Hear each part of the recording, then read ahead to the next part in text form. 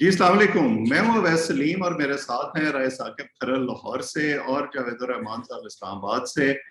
और मौजू आप जानते हैं, आज सारी दुनिया, सारा मीडिया ये बातें कर रहा है कि आखिर पीटीआई ने ये बुर्ज कैसे उल्टा दिए। जो फोर्ट्रेस था पंजाब मुस्लिम लीग नून का, उसमें शिगाफ कैसे डाला और तज्जियाकारों के अंदाजे जो हैं वो कैसे गलत साबित हुए। मेरा ख्याल है कि जावेद साहब, मुझे और आपको भी ये तस्लीम कर लेना चाहिए कि हमारे भी अंदाजे गलत साबित हुए। हम ये एक्सपेक्ट नहीं कर रहे थे बहुत सारे और लोगों की तरह कि इतनी बड़ी तादाद में सीटें ले जाएगी पीटीआई। लेकिन राय साकिब खरल उन लोगों में से हैं जो बार बार तवज्जो दिला रहे थे, फील्ड में जा रहे थे, लोगों से बात कर रहे थे और ये कह रहे थे कि पीटीआई सरप्राइज करेगी।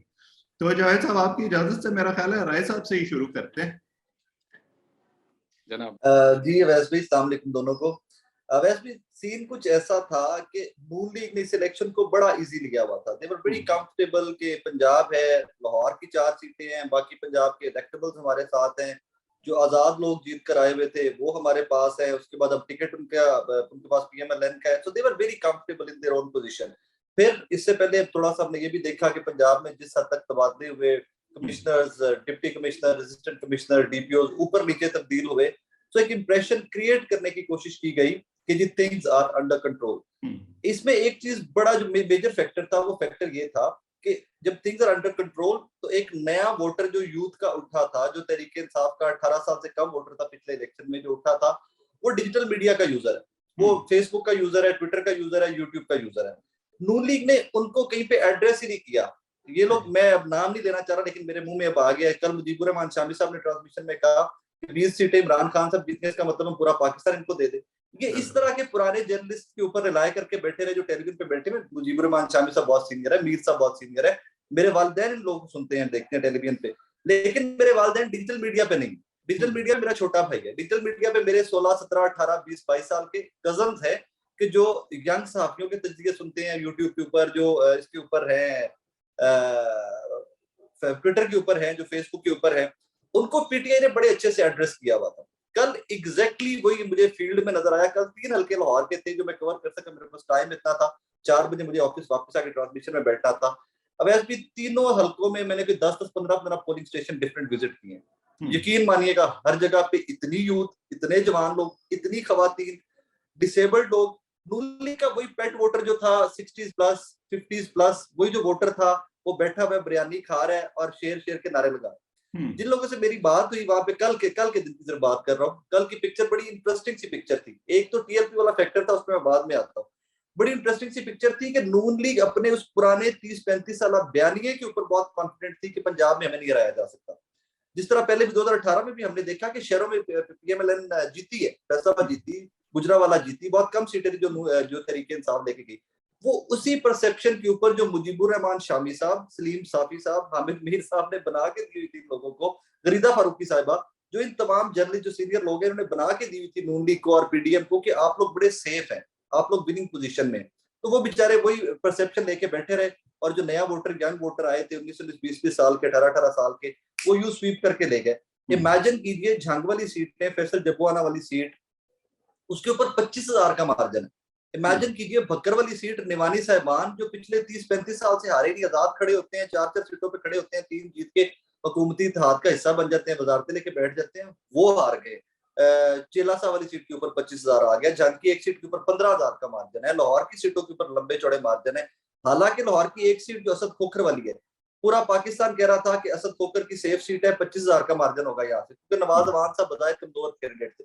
वहां पर भी इतना लंबा चौड़ा मार्जिन नहीं आया, करोड़ों रुपया भी लगा है, मोबिलाइजेशन भी बहुत हुई है। सो नून लीग को बेसिकली गलती डिजिटल मीडिया का गलत इस्तेमाल, कम इस्तेमाल और गलत इस्तेमाल। वो नून लीग की एक डिजिटल मीडिया की एक्टिविस्ट है, अमेरिका से शायद डॉक्टर है शेरी, तो उन्होंने बड़ा खूबसूरत ट्वीट किया हुआ था। उन्होंने कहा था कि आपने डिजिटल मीडिया की टीमें बनाई है नून लीग ने, जो आपने जॉबलेस अंकल और आंटियां रखे हुए, please get rid of them, please get rid of them, और प्रॉपर मार्केटिंग टीम हायर करे। सो नून लीग ने डिजिटल मीडिया का और टेलीविजन का भी एक ही बयानिया जो पिटा हुआ देते रहे। एक्सपेक्ट नहीं कर रहे थे कि ये टर्न आउट आएगा, ये एक्सपेक्ट ही नहीं कर रहे थे कि इतने लोग निकल आएंगे। बक्कर में 64% टर्न आउट था, और ये जनरल इलेक्शन में भी बहुत सारे हल्कों में इतना टर्न आउट नहीं होता। सो एक तो टर्नआउट की मार पड़ी, दूसरी मार पड़ी डिजिटल मीडिया को गलत इस्तेमाल या ना इस्तेमाल करने की, और टेलीविजन के ऊपर बहुत ज्यादा रिलाय करने की कि जो हमारे प्रो पीएमएलएन जर्नलिस्ट क्लेम कर रहे हैं, जो कह रहे हैं हम we are comfortable with that. कल दोपहर तक 12-1 बजे तक पीएमएलएन की जिस पंजाब की लीडरशिप से मेरी बात होती रही, जो हल्के में लोग मिलते रहे, दे वर वेरी कॉन्फिडेंट। 17 सीटें 18 सीटें 17 सीटें 18 सीटें।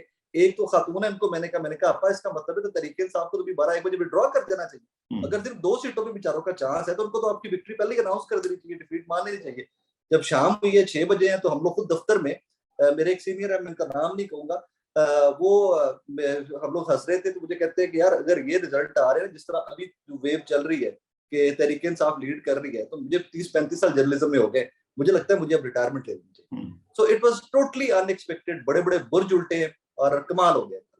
देखिए 2-3 चीजें आपने कही जो सारी इंपॉर्टेंट हैं। एक बात तो आपने ये की कि डिजिटल मीडिया का इस्तेमाल, और उसमें आपने कहा कि अच्छी टीमें हायर करनी चाहिए। मैं क्योंकि सोशल मीडिया पर रिसर्च भी करता हूँ, बहुत देखता हूँ उसको, मेरा ये ख्याल है कि ये जो एक मुस्लिम लीग नून के अंदर और उनके हामियों के अंदर ख्याल है कि अगर हम हायर कर लें एक अच्छी टीम तो शायद हम डिजिटल मीडिया को बेहतर इस्तेमाल कर सकें। मेरा ख्याल है कि वो इनको सेटअप तो प्रोवाइड कर सकते हैं, लेकिन जितनी खौफनाक रीच और वॉलंटियर फोर्स इस वक्त पीटीआई के पास है वो शायद आप हायर नहीं कर सकते किसी तरीके से। इस बात को मानना पड़ेगा कि पीटीआई दूसरी तमाम जमातों से मीलों आगे है इस खेल में इस वक्त।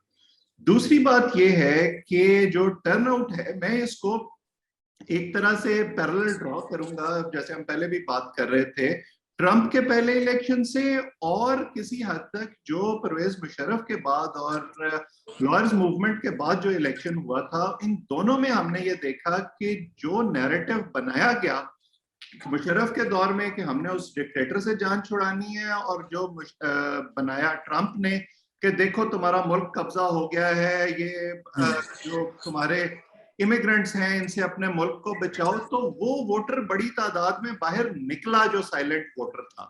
मुझे लगता है कि हम यहाँ जिस टर्नआउट की बात कर रहे हैं, अगर आप पिछले रिजल्ट्स को देखें तो नंबर्स तकरीबन आपको मिलते जुलते नजर आएंगे उम्मीदवारों के। फर्क उस साइलेंट मेजॉरिटी का पड़ा है जो बाहर निकली है, और उसमें मेरा ख्याल है कि 2 फैक्टर हैं जिसकी मैं आपसे वजाहत चाहूंगा। एक तो पीटीआई इस वक्त हक बजानिब है ये समझने में कि जो उन्होंने ये साजिश का बयानिया बनाया, इंपोर्टेड हुकूमत का बयानिया बनाया, वो शायद कामयाब हुआ है। मैं साउथ में रहता हूँ, बहुत घूमा हूं मैं इस पिछले 1-1.5 महीने में यहाँ पे, वो किसी ना किसी हद तक है, लेकिन मुझे ये लगा है कि ज्यादा बड़ा जो इसमें किरदार अदा किया है वो महंगाई ने किया है। लोग इतने तंग हैं महंगाई से और बढ़ती हुई कीमतों से कि वो कहते हैं कि यार इससे तो वो पहले वाले ही अच्छे थे, वो बुरे थे लेकिन इतने बुरे तो नहीं थे।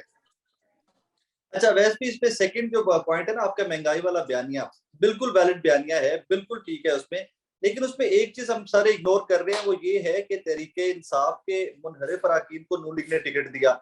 ये वो तमाम लोग जो 25-25 30-30 साल से पार्टी के लिए काम कर रहे थे, वो सारे के सारे इग्नोर हुए। जिनके खिलाफ वो इलेक्शन लड़ते आए थ्रू आउट, उनको टिकट दे के आगे कर दिया गया। उसमें वर्कर तो नाला ही नाला था। मैं कल का एक टर्म यूज कर रहा हूँ, पहले तहरीके इंसाफ के एमपीएस मुनहरिफ थे, नून लीग के वर्कर मुनहरिफ हो गए। नून लीग के वर्कर जो हैं वो नाला होके कुछ तो घरों में बैठे रहे। फिर वही बात कि इतने कंफर्टेबल थे, PMLN was so comfortable taking this election कि हम तो जीते हुए हैं। और उसमें बदकिस्मती इनकी यही हुई कि ये पुराना नैरेटिव लेके चलते आ रहे थे कि हमारे सीनियर जर्नलिस्ट जो हैं, जो स्टूडियोज में बैठे हुए पिछले 12-12 15-15 साल से, वो कह रहे हैं कि आप बड़ा कंफर्टेबली जीत रहे हैं। फिर एक परसेप्शन जो क्रिएट करने की कोशिश की गई कि न्यूट्रल्स हमारे साथ हैं, लेकिन as a matter of fact neutral इस दफा वाकई न्यूट्रल रहे हैं। कल के 3-4 हलकों के अंदर हमने कहीं पे उनकी इंटरवेंशन नहीं देखी। 1-2 चीजें जरूर देखी है, वो ये देखा है कि इलेक्शन कमीशन ने कहीं ना कहीं हैंकी पैंकी की है। हो सकते हैं टेक्निकल एरर्स हो सकते हैं उनकी वो क्लैरिकल एरर्स हो। वोटर लाहौर के बहुत सारे हलकों के वोटर जो थे वो दूर दूर फेंके हुए थे, जहाँ पे एक वोटर मुझे खातून मिली, मिड 60s में होंगी खातून, वो कहती है बेटा मैं सारी जिंदगी लाहौर में रही हूँ, मेरा वोट ही शेखपुरा में बोल रहा है कहीं पे। तो वो इस तरह की टेक्निकल मिस्टेक्स बहुत सारी हुई हैं। हाँ, ठप्पे भी कहीं ना कहीं लगे हैं, जहां जहां तगड़ी थी नून लीग, जहां पे उनके पोलिंग स्टेशन में उनके पास बंदे थे, वहां पे ठप्पे भी लगे हैं। लेकिन महंगाई वाले बयानिए की बिल्कुल मार पड़ी कि जी 3.5 साल में वो बेचारा पिटता रहा, इमरान खान बैठ के कि भाई कोविड है, पूरी दुनिया में महंगाई हुई है, पाम ऑयल पूरी दुनिया में महंगा हुआ है, आपके हमारे पेट्रोल और डीजल पूरी दुनिया में महंगा हुआ है, मैंने नहीं किया। अब आपने 3.5 साल के अंदर आके जो सबसे पहले 4 वीक इंपॉर्टेंट थे ना वैसे भी मौजूदा गवर्नमेंट के, क्योंकि बिल्कुल चुप करके शहबाज साहब और इनकी अंडर कंस्ट्रक्शन कैबिनेट बड़ी वो खामोशी से 4 महीने बैठी रही है, उसने इनको बहुत पीछे फेंक दिया, बहुत पीछे फेंक दिया। सेकेंडली आप इमेजिन करें कि पीडीएम में 12-14 जमातें हैं, नून लीग अकेली इलेक्शन लड़ती नजर आई है, सिर्फ एक मुल्तान की वाइड सीट थी जहां पर गिलानीज जो हैं वो आपको नजर आए हैं सलमान के साथ लड़ते हुए, और कहीं पे आपको नजर ही नहीं आई। कहाँ पे थे हसन मुर्तजा शाह साहब, मेरे बुजुर्ग हैं, मेरे चचा की तरह, हसन मुर्तजा शाह साहब कहाँ थे? चलियोड के साथ झांग वाली 2 सीटों पे हसन मुर्तजा शाह साहब मुझे नजर नहीं आए कहीं पे भी। कारा साहब कहाँ पे थे? चांद साहब कहाँ पे थे? चले मैं मानता हूँ JUIF की यहाँ पे बहुत ज्यादा स्टैंडिंग नहीं है पंजाब के अंदर, लेकिन पीपल्स पार्टी के तो बड़े नंबर लोग हैं ना अभी तक यहाँ पे मौजूद है, कहीं पे कोई बंदा नजर ही नहीं आया, सारे चुप करके सोते रहे। लगता तो ऐसे था कि पीपल्स पार्टी ने खुद धक्का दे के नून लीग को पीछे sit back and relax popcorn लेके बैठ गए कि we will just sit back and relax. So तमाम पॉइंट्स जितने आपने गिनवाए हैं they are all valid points, लेकिन मेरे जी प्लीज जी आप बात पूरी करें। लेकिन मेरे नजदीक जो नून लीग को सबसे बड़ी मार पड़ी है, मैंने माजी के इलेक्शन जब से जर्नलिज्म में आया हूं मैंने बड़े क्लोजली इलेक्शन सारे पंजाब की कवर करता रहा जिमनी।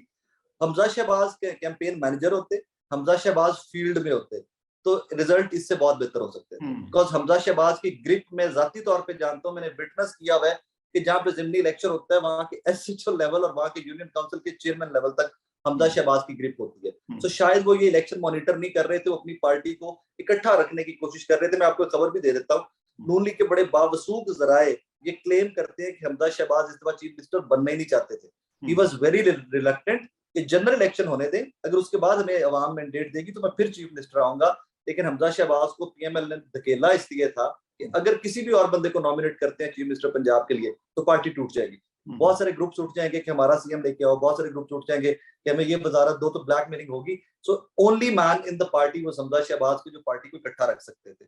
सो इसलिए भी धक्का दे दिया गया और उनका मुझे लगता है कि उनके पॉलिटिकल करियर को ब्लॉट लगा दिया गया धक्का। तो अब तो हम सुन रहे हैं कि परवेज इलाही साहब बिल्कुल तैयार है वजीर आला बनने के लिए। कुछ अफवाहें उड़ी थी कि शायद तहरीक इंसाफ के भी कुछ इस्तीफे आएंगे, लेकिन अब तो मेरा नहीं ख्याल कि इस नई सूरत हाल में कुछ ऐसा होने वाला है। तो आपको क्या खबरें मिल रही हैं इस वक्त दोनों कैंप से, क्या अगले चंद दिन में क्या होगा? मैं जाती तौर पे, मेरी फैमिली फ्रेंड है जी, तहरीक इंसाफ से मेंबर थे और किसी जमाने में काफ लीग के मिनिस्टर थे। कुछ इख्तलाफात भी किसी टाइम पे उनके आगे, क्योंकि वो काफ लीग छोड़ के फिर आगे किसी पार्टी में आजाद इलेक्शन लड़ा और फिर किसी और पार्टी में चले गए।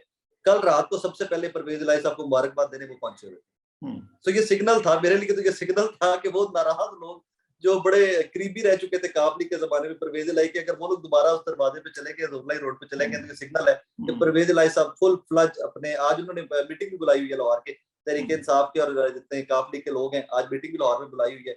लेकिन वैसे भी इसमें कहीं ज्यादा इंपॉर्टेंट ये है कि एक फैक्टर, आज मैं अभी ऑफिस आया हूं तो डिस्कस हो रहा था हमारे आने से पहले कि शाह महमूद कुरैशी साहब कहीं जहन कुरैशी की ख्वाहिश ना जाहिर करते हैं कि उनको चीफ मिनिस्टर बना दिया जाए, और अगर वो ख्वाहिश जाहिर कर दी जाती है तो फिर पंगा काफी लंबा चलेगा, बड़ा मुश्किल हो जाएगा। और फिर परवेज इलाही साहब मुमकिन है कि फिर अपने नैपियां बदलने वाले बयानिए पे वापस चले जाएं।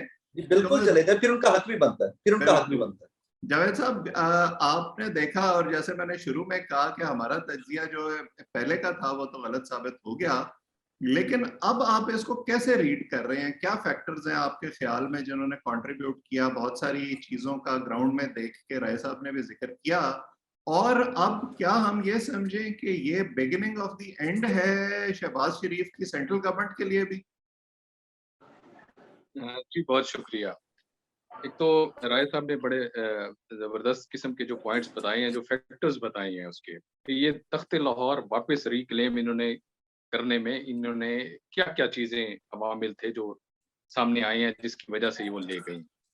वो मुझे भी काफी सारे फोन आए, आपको भी आए होंगे। तो वो तज्जिए जो था वो ठीक साबित नहीं हुआ, और ना सिर्फ आपका ठीक नहीं हुआ, हामिद मीर का भी नहीं ठीक हुआ, नुसरत जावेद भी कह रहा था और शाहिद मसूद भी। तो इस तरह से तो मैंने उन्हें कहा कि जनाब वो इससे अंदाजा आप लगा लें कि एक तो बशरी एक तो वो जिन्नात और इंसानों और सहाफियों में ये थोड़ा सा फर्क होता है जिसकी चीजें सामने आती। बस आइंदा हमने तज्जिया करने से पहले ना राय साहब को एक फोन कर लिया करना है।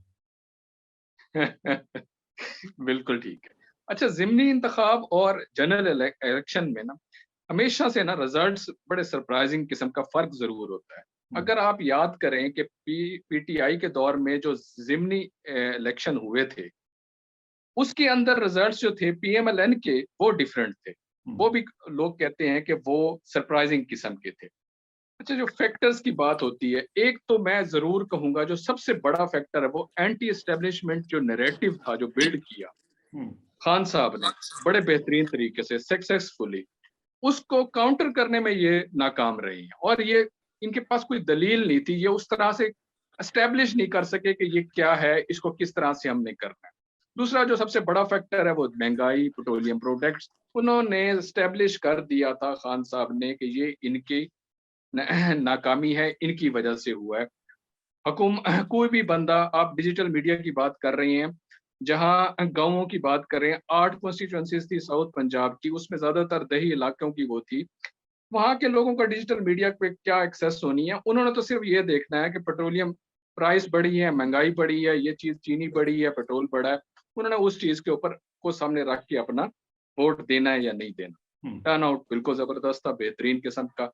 नॉमिनेशन जो हुई है, जो फील्ड किए गए हैं पीएमएलएन की तरफ से, उसके ऊपर बड़े एतराजात हैं और उसको एक one of the main reasons कहा जा रहा है। और हम ये जानते इन्होंने हैं कि जो कॉन्स्टिट्यूएंसीज में फिर ये लेग पुलिंग मुख्तलिफ ग्रुप्स में होती है ऐसे मौकों पर। इवन कि वो लोधरा में भी वो कहते हैं कि कांजू ग्रुप जो था, तरीन ग्रुप जो था, वो उनको नहीं लाना चाहिए था इसको। ये जो इन्होंने जो जिनको लेके आए उनके खिलाफ जो इन्होंने टर्म इस्तेमाल की राय साहब ने, बड़ी बेहतरीन है। वो वाकईतन अवाम जो थे पीएमएलएन के अपने मेंबर्स, वो इसके खिलाफ हो गए थे कि यार ये क्या है कि हमारे हम खाएं, गर्मियां हम सहें, कंपेनें हम करें, और हमेशा उन्हीं को, वो वहां से उठ के आते हैं, उठ के आए हैं, उन्हें दोबारा उन्हीं को टिकट दे दी गई हैं। तो ये एक बहुत बड़ा फैक्टर था। बाकी जो बात की कि पीपल्स पार्टी, जेयूएफ को तो चलो छोड़ें, बाकी को छोड़ें, पीडीएम की वो 13 पार्टियों का तो पैसों तो जिक्र कर देते हैं, उनका यहाँ क्या रोल होना है। जो रोल नजर आता था वो पीपल्स पार्टी का नजर आता था। देखें लैया के अंदर जिस तरह से इन्होंने बात की कि कायरा साहब की, मैं नहीं समझता, मैंने भी कहीं नहीं देखा, और ना ही वो नजर आए हैं, ना ही उनकी कोई ख्वाहिश थी। इस तरह इसके हम ये सहूलत से लफ्ज इस्तेमाल कर सकते हैं कि ना ही उनकी कोई ख्वाहिश नजर आ रही थी कहाँ के पीएमएलएन भी आगे आए या ना आए। बिल्कुल एक बंदा भी उनकी तरफ से इनको आगे खुलकर सामने आके खुल के देखें, 2-3 हजार का कहीं फर्क आया है। वो जहां फर्क आया है वहां ये अगर पीपल्स पार्टी अगर इनके साथ होती तो ये इसके अंदर कोई ना कोई रिजल्ट्स में चेंज नजर आ सकता था। हम अपने आखिरी मिनट में दाखिल हो गए हैं। शहबाज शरीफ का मुस्तकबिल आप बताएं जल्दी से। शहबाज शरीफ साहब, ये वैसे तो उन्होंने कहा है कि अपनी टर्म हम अपनी पूरी करेंगे ये, और पीपल्स पार्टी इनका साथ देगी। बाकी जैन कुरैशी साहब को सामने लाने वाली बात जो की गई है, मैं मेरी जाती राय, जब भी लास्ट मिनट है, मेरी जाती राय ये है कि जैन कुरैशी साहब को स्पीकर पंजाब असेंबली पे अकोमोडेट किया जाएगा। मेरी जाती राय है। बिल्कुल, ये मजबूरी होगी कि ये परवेज इलाही को इस वक्त बनाएं और आइंदा के इलेक्शन की भी तैयारी करें। और शहबाज शरीफ साहब अब इस वक्त जो मर्जी कहते रहे, जाहिर है उन्हें एक ब्रेव फेस तो पुट करना है, लेकिन अब तो पूरी टर्म तो छोड़े, मुझे तो नवंबर बड़ी दूर नजर आ रहा है। 12 इस पर बातचीत करते रहेंगे और इन दोस्तों के साथ आपकी मुलाकातें भी करवाते रहेंगे।